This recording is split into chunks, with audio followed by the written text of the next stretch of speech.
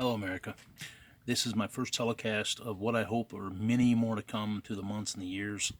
I'm new to this, so bear with me. I think, like a lot of people, I'm doing this because I want to make my voice heard.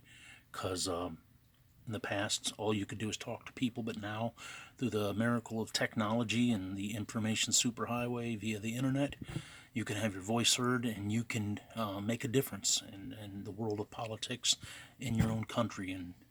And those of us who love our country and who've seen the foundations of our country slowly being stripped away methodically from the inside, this means a lot to us. And for those, as I said, like us that are patriots, that love this country, we want to speak out. And thank God we can now. We have a forum to speak out. Hopefully, through the months, I'll let you know more. And like I said, this is very crude. This is on a cell phone, so I'm just getting started, so bear with me. Let me give you a little bit of background about myself. I'm a 48-year-old white male. I know, we're horrible all of a sudden. A Midwestern boy, guy, man, whatever. And I grew up in the Midwest, Ohio and Michigan, and was born in Texas, though, back in 1970, so graduated in 1989, enlisted in the Marine Corps shortly after, but I did get a medical discharge, so unfortunately I didn't make it all the way through, but nonetheless, I think I've always been pretty adept at politics. I think because of my upbringing, I'm from a family of, there's 6 of us kids, mom and dad, same mom and dad, no steps, no halves, we're all full blood. We're a Baptist family. My dad was Methodist, my mom was Baptist, so we ended up going to Baptist church. But of course, like a lot of people, kind of strayed. But we've always had that backbone, that not backbone, that background that is, I think, given us a solid foundation. Even though we've strayed, a lot of us, my siblings, and but anyways, getting back to the point. I think my dad, he was the one that ingrained in us politics. We were pretty much a political family because of my dad, and he had a government job, and my dad was a Republican, my mom was a Democrat. I don't subscribe to neither party anymore, and I'll get to that in a little bit. But my very first election, 1988, I remember getting up for school that day, and my dad taking me to the administration building where we voted. It was a big deal to me. It should be a big deal to every American to be able to, make your voice heard. That's another way you make your voice heard, voting. And at least it's supposed to be. So my very first election, I had a choice between George H. Bush and Michael Dukakis. I just found out George H. Bush literally died November 30th, which is the day before I'm doing this telecast. So God be with his family, even though I didn't care for the man. But he did reside over some of the best years of my life. But getting back to the one thing, my dad was a Republican, and I used to be a Republican. My first election, I probably didn't subscribe to either party. I just was happy to vote, and I voted for George W. Bush, or H. Bush, excuse me. And I have to admit that, like a lot of people, I've become disillusioned with the Republican Party because all the people that I voted for, starting out with George H. Bush, and then I voted for him twice, of course. 96, I wasn't able to vote. I had moved and I couldn't find the polling place, or excuse me, the voting place. And then in 2000, voted for George W. Bush, and 2004 again, to my chagrin. And then McCain, Romney, and then finally Donald Trump. It is because of people like John McCain, Mitt Romney, and the Bushes why I left the Republican Party. I don't subscribe to party politics. I subscribe to a socio-political philosophy of conservatism. That's why I'm an independent conservative. If the Republican Party would start going back to their roots, they'd start getting people like Trey Gowdy, Steve King, Ted Cruz, Mike Lee, Alan West, people like this. I would probably come back to the Republican Party. But we need a stronger Republican Party. We have had many, many decades of invasiveness by the Democrats and the left wing. The left wing basically controls the Democrat Party now. It ain't just your working man's Democrat Party anymore like it was back in the times of Truman and even up to Kennedy. But it started veering away, but I'll get into that another time.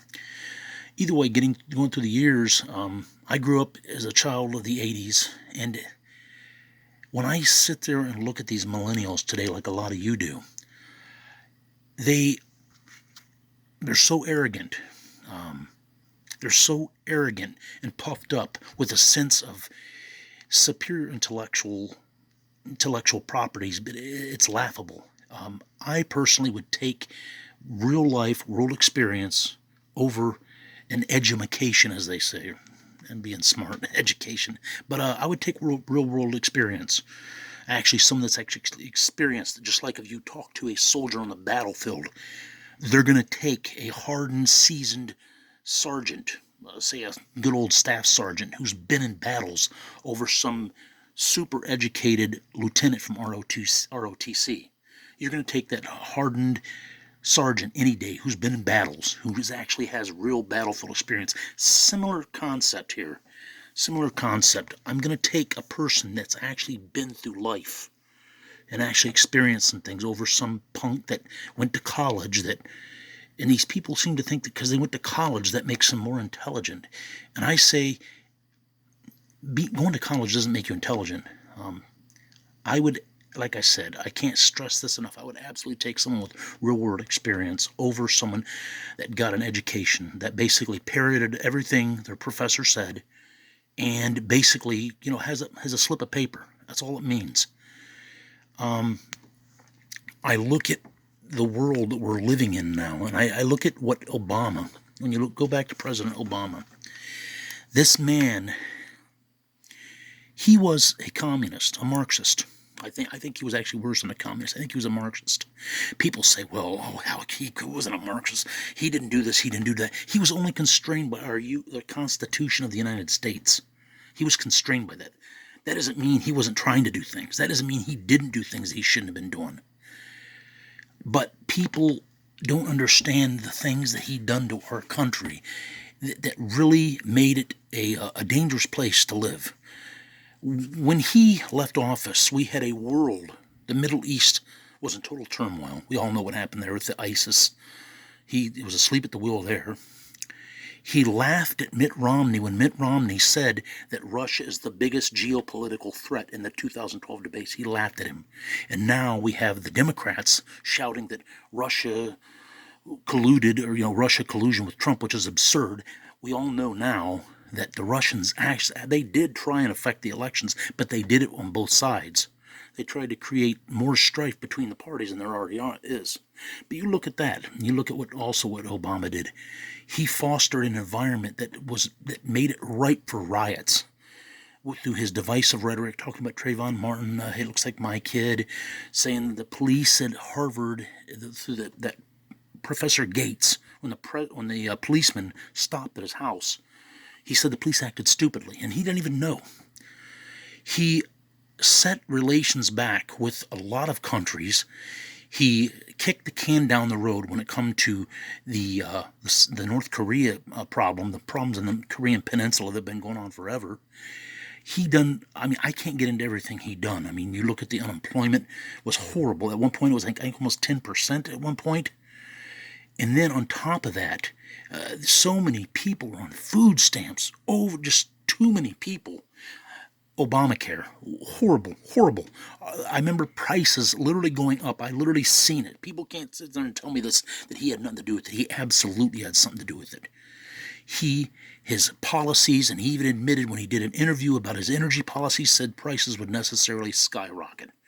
He tried to get us into different deals with the UN as far as global warming. Of course, now they call it climate change. Conveniently, they changed the name of it, which is a bunch of bullshit. Excuse my language. I'm sorry. But look what President Trump's done. He's the first candidate I voted for that not only, most of the candidates in my life I voted for, whether they've been president, a senator, a congressman, what have you, a city official, they've either been as good as I thought they'd be, or they weren't as good as I thought they'd be. President Trump is the only one that has actually been better than I thought he'd be. How many times can anyone out there say a candidate for president said, here's what I'm going to do, boom, boom, boom, boom, boom, and then he either does it or he tries to do it? He wasn't a politician. And people need to remember about President Trump, the reason we're seeing such pushback on him is because he can't be owned. The Russians don't own him. That's total hogwash, and the media knows it. Look at all the pushback he's getting. Getting it from his own party. He's getting it from the Democrats I call the Slimocrats. He's getting it from the media. He's getting it from Hollywood. Anything he does, he don't get credit for. Anything he does, he does not get credit for. Look what he's done with Korea. Things that no one ever thought possible. Korea actually came to the table. I mean, he actually had a summit with Kim Jong-un, excuse me. I remember all the way back when Kim Jong-un's grandfather was in, Kim Il-sung, and then Kim Jong-il. No one would have ever thought they'd have ever met with a president of the United States, but they did through strength, because President Trump is a strong leader. He's unconventional. He can be crude at times, I'll be the first to admit, and he wasn't even my first choice. For those of you who would say, oh, you're just a Trump bot. He was not my first choice. My first choice was Ted Cruz. When the 2016 election started, this cycle, when a lot of the candidates started declaring, there were 17 Republicans. I think there was 5 or 6 Democrats, but either way, the hell with that side. Of the 17 candidates, I had 3 tiers, because I wanted to, there's so many of them, you have to kind of start, chipping away at some of the ones you will vote for, ones you won't. The first tier were people that I would absolutely vote for and help campaign if I could. The second tier were people that I would vote for, but I probably wouldn't help campaign, and I wouldn't be super enthused about voting for them. Third tier were people I would not vote for no matter what. I don't care who they're going up against. Those in the first tier, as I said, Ted Cruz was my first guy. Then it would have been like guys like Mike Huckabee, Rick Santorum, Scott Walker, Bobby Jindal, people like that. Them are the guys I liked. My second tier would have been people like Donald Trump, Rand Paul, Marco Rubio, people like that was in my second tier. The last tier were Jeb Bush, Lindsey Graham, George Pataki, John Kasich. Them people I would not have voted for. I'm not going to do the lesser of two evils anymore with the Republicans. The Republicans will either start putting up staunch conservatives and good conservatives, whether they're Christian, whether they're Orthodox Jewish, good people that love this country, that put it first, that ain't into all this ridiculous socio-political, far-left, cultural Marxist garbage that is destroying this country from the inside. But having said that, I voted for Donald Trump. I was reticent about it. I had reservations, obviously. And I voted for him, and he's actually ended up being better than I thought he would. I already just talked about the Korean thing. The unemployment is now at, 3.4, 3.5%? On top of that, you have so many people have gotten off food stamps. And one thing I can say that a lot of people don't see this is when I go shopping about every night, I'm a bachelor, I go shopping a lot. I can honestly say I've seen prices drop on a lot of things. Haven't you? Eggs, milk. I get this turkey pepperoni from Hormel. That's went down almost $1 in price. Olives used to be $1.56 for the jar I get. Now it's $1.23. I've seen prices go down, and these ain't sales. This ain't a sale. These are actually price rollbacks, where they're actually fixed price now. But you look at that, and you look at ISIS. Let's look at that. ISIS, you don't hear about them like you used to. They're almost gone. Look at what else he's done. He's gotten us out of that potentially disastrous TPP, the Trans-Pacific Partnership. Got us out of that. He finally got out of that rotten NAFTA. He also signed that new deal, I believe it's the USMCA, United States-Mexico-Canada Agreement, which is good for our country. He's also, like I said, sometimes I have to sit there and think, the GDP is another thing. It's like over 4%. We all know Obama never had a year of continuous growth like that. Obama never, I think, reached 4% or even 3% GDP. I could be wrong on the 3%, but the 4% he never reached. President Trump has done it. And it's not, for those of you who try and say it's Obama, that's total bull. The reason I say that is this. Most presidents, if they want to take credit to an economy, they could say maybe a year and a half after the new president came in, if things start getting better then I could say, yeah, it was probably the prior president. Not when it happens almost literally overnight. Literally almost overnight, our economy started turning around because the businesses and the corporations knew that President Trump is the businessman and he's going to make it profitable to do business in this country. That's why people, when they seen him coming in, they said, hey, this guy, they started coming back. All these jobs that people said aren't coming back, they came back. I've seen it here in my own hometown. I've seen it. I've seen lots of jobs, just tons of now hiring signs over, and I didn't see that back in the last 8-12 years. I didn't see that. Yeah, of course there's people hiring occasionally, but most of the time it was around the holidays and they'd lay people off. Now, no one's saying it's perfect. It's not perfect by any means, but President Trump has done a lot, and that's why it was 2018, the elections was kind of disappointing, because 2018, I was hoping that we would see a counter to this so-called blue wave, which we never saw. The blue wave turned out to be a moderate blue wave. Moderate blue. It wasn't like a tsunami like they thought. It was a small wave. I mean, you would look what President Trump done, and most other presidents, their off years, they lose big time in the midterm elections. You look at what Obama done, he lost like 69 or 70 seats. He lost like 5 senators, and Clinton didn't do much better. He did a little bit better than Obama. President Trump lost in the House, admittedly, but he gained seats in the Senate. And something that, if you're out there and you're like me, and you're worried about what's going on, we need to start really looking at voter fraud. Because I'm telling you right now, as sure as I'm sitting here right now, voter fraud is happening. If you don't think, and I'll tell you one thing else, 9 times out of 10, it's the Democrats that are always benefiting. Always benefiting. Look at Chicago. I remember years ago, I seen a special, I believe it was on 2020, one of them programs, maybe Dateline. They looked at the voter rolls in Chicago's over the years, the decades, whatever. This has been years ago.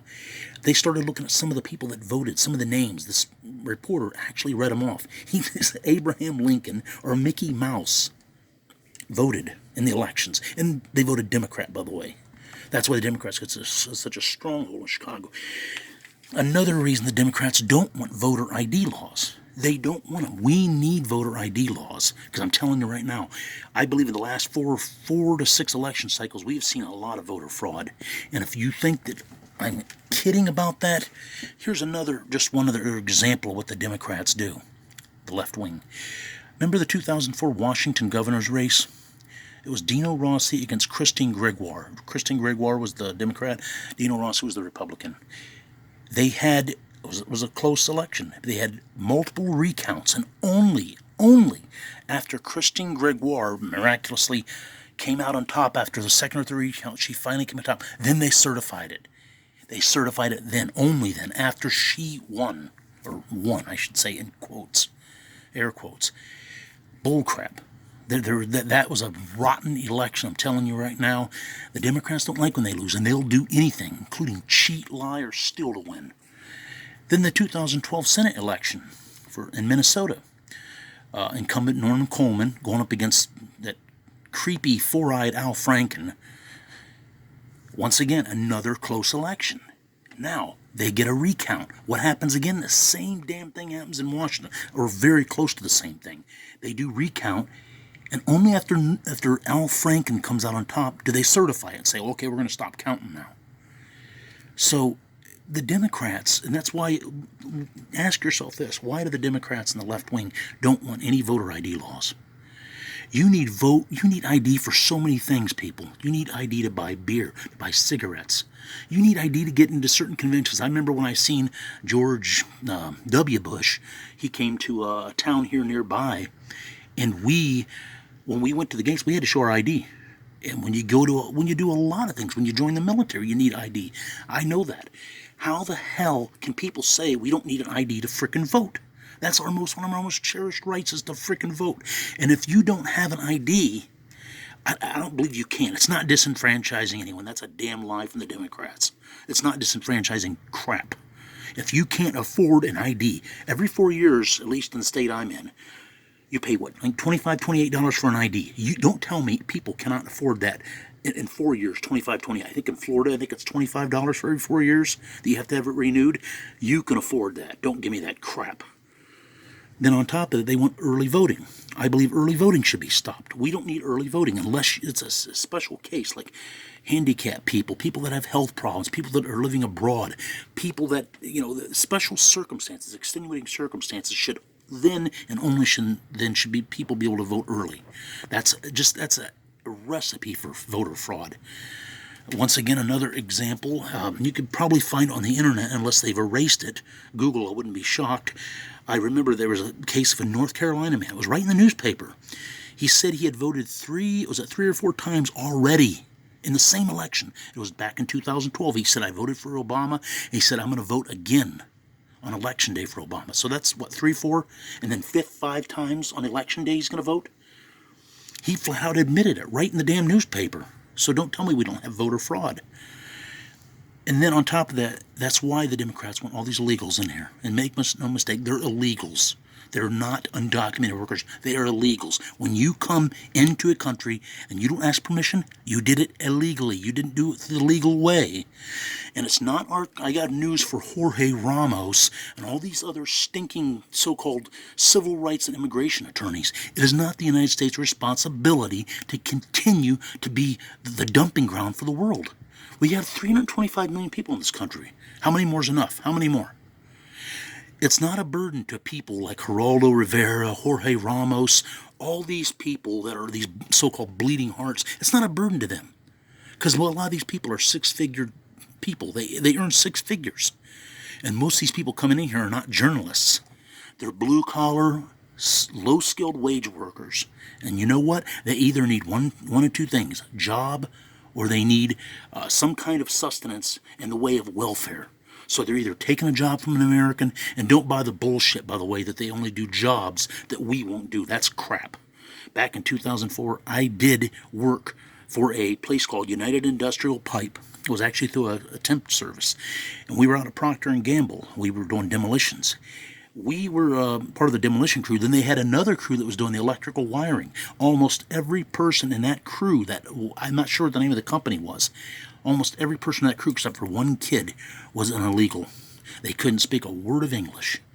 And of course, the slimeball Democrats, they want to pull their usual crap. Oh, you're just racist. Shut the get out of here. It ain't got nothing to do with race. It's got to do with our country. It's got to do with putting Americans first. It's got to do with putting veterans first. We have veterans out there that are sleeping on the damn streets. We have kids out there that are still going hungry. And when you add more people to the crap pile, it puts more stress on people, on the average American, on the American on Main Street. These creeps, as I said, these bleeding hearts, these scumbags in Hollywood and the creeps in the media, they don't have nothing to lose. They don't share the same burden. They don't share the same economic burden. They don't share the same burden as far as potential criminal activity. And trust me, the people in Central America do not have the same values that we have. It's very violent in them countries. Now, as a lot of people said, I understand why someone wants to come to our country, but that doesn't mean we're supposed to let them in. If anything, we should have learned back in 1986 was the lessons with Ronald Reagan when he bargained with that slimeball Ted Kennedy. Look what it done. We legalized all them people in 1986. What did it do? It encouraged more. We have to, I would say we need a moratorium. People talk about legal immigration and illegal. Yeah, definitely illegal. No. Hell no, because that's screwing over people that want to come in legally. What about people that, people in this country, as I said, I can't stress this enough. The more people you bring into a country, it makes it more stressful. It makes it harder on the average American. We have 325 million people in this country. That's probably a conservative estimate. We don't need any damn more. We should put a moratorium on immigration. And as a matter of fact, the only people who should be able to get in this country in cases of severe, like asylum, where it's threat of death or threat of torture, like in certain countries in the Middle East that they might, be under threat of death, like the people in the Saudi Arabia and the Middle East that practice Christianity. A lot of them people will be killed. But people like that, I understand. In cases like that, I admit you have to have a heart. You can't just say no to everyone. I believe in helping them out. But we're one of the most charitable nations on the damn earth. Whether it's the government, whether it's the people of our country, we are one of the most charitable on the face of the earth. You know, our charity is running thin, especially when we're the ones on Main Street that are asking to bear the brunt of the load. Because the people that live in these nice, cushy neighborhoods around D.C. and around Los Angeles, and all these in New York City, the people that live in these nice ivory towers, they don't know squat about the average American. They sit there and they try and act all pious, like, oh, we should let him in. And I tell these people, you can go straight to hell. You let them come into your house and you house them. You make sure you take care of them. Stop asking us, the American people, because it ain't just the economics that I worry about. It's the criminal activity. Now, people say we have our own criminals. Yeah, no shit. Of course we have our own criminals.